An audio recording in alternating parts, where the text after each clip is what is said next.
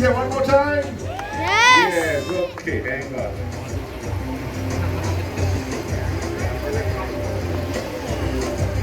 All right, come on, Rado.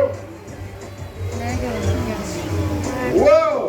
Oh, that was a near miss. Not to worry, these birds are also capable of catching insects in mid-air. So this time I'm going to toss a piece of food high up in the air. Let's see if Rado is able to catch it, alright? Come on, Mark. Here he comes.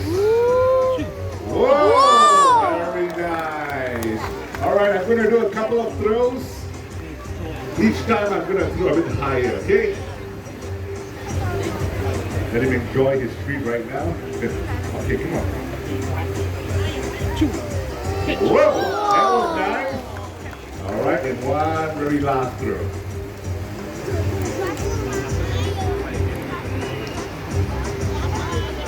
You ready, boy? Come on. Excellent! Let's give a round of applause, ladies and gentlemen. There you go. So some of you might be wondering what type of a bird of prey is Rado. He is a brownie kite, and brownie kites are commonly found in Southeast Asia. In fact, they're very commonly found right here in Singapore. That's right. And if you are lucky enough, you might get to see wild brownie kites flying around the Jurong bird park. We rescued and nursed back to health by us. So everyone, let's welcome Ganges, the Himalayan ribbon vulture. Oh, here he comes, big boy.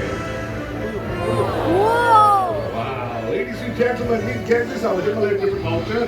They can be found in the higher regions of the Himalayas, and during winter, young vultures are known to fly down south. When they do so, some of them tend to go out of course, and they end up lost in different parts of Asia.